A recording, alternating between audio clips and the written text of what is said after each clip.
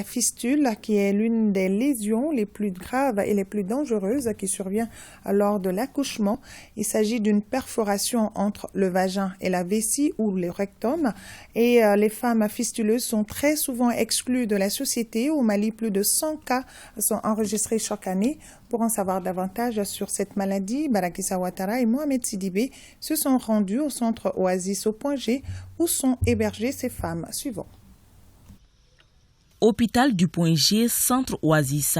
Ici, une soixantaine de femmes purgent leur peine entre guillemets. Loin d'une prison, ce centre abrite des femmes de tout âge, porteuses de fistules obstétricales. La vieille Alima est la doyenne. C'est après sa 5e chirurgie qu'elle a arrêté de compter le nombre d'interventions. J'ai eu la fistule lors de mon accouchement en 1968. C'était ma 3e grossesse. Aucun de mes enfants n'a survécu. Au début, mon mari m'aidait beaucoup, mais après, il s'est découragé. Les porteuses de fistules, à cause de fréquents écoulements d'urine dont elles sont victimes, sont très souvent stigmatisées et délaissées. Mariam Diarra, 23 ans, a dû quitter son foyer depuis 2018 après son accouchement. Je suis ici il y a 5 ans.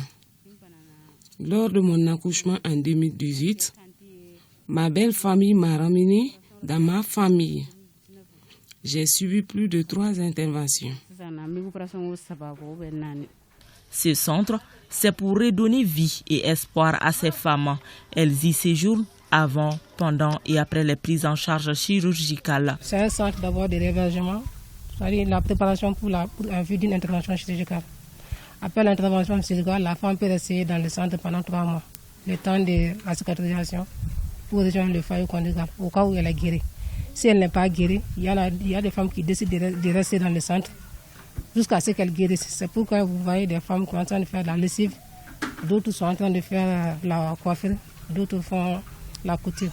Si l'on s'en tient au témoignage, la plupart de ces femmes ont subi un long et difficile accouchement. Une femme qui fait 1 jour, 2 jours de travail et elle n'arrive pas à expulser son enfant, et l'enfant va rester bloqué au niveau du bassin. Donc la tête de l'enfant va comprimer la vessie contre l'os du pubis. Donc le fait qu'une partie de la vessie reste comprimée, donc finalement elle va créer une nécrose, donc qui va créer le trou entre la vessie et le vagin. Et toute l'urine va sortir par ce trou-là. Les femmes les plus touchées par la fistule obstétricale sont les jeunes filles mariées précocement et elle se produit généralement lors du premier accouchement. Il y a des types de femmes qui sont concernées par la fistule. Une jeune fille qu'on marie à 13 ans qui tombe en état de grossesse, vous voyez que son corps n'est pas assez mûr. Les femmes de petite taille. Les petites tailles, cela veut dire que le bassin est étroit. Voilà, donc très souvent quand le bassin est étroit, la femme son corps n'est pas mûr pour faire une grossesse. Au-delà des souffrances physiques, les femmes porteuses de fistules subissent également des souffrances morales, psychologiques et sociales. Ce sont des femmes très souvent avant, qui étaient même abandonnées par la famille, par le mari d'abord, et puis après les autres, c'était vécu comme une malédiction. La femme, parce qu'elle sent les urines, elle ne peut plus participer à des événements de la société, le baptême, parce qu'elle sent les urines. Elle ne peut plus préparer. Nous sommes dans un pays musulman. Quelqu'un qui sent les urines ne peut pas prier. En ce qui concerne le traitement de la fistule obstétricale, il nécessite une intervention chirurgicale. C'est un trou qui est là, il faut aller fermer ce trou. On a un taux de guérison souvent qui vont jusqu'à 80-90%.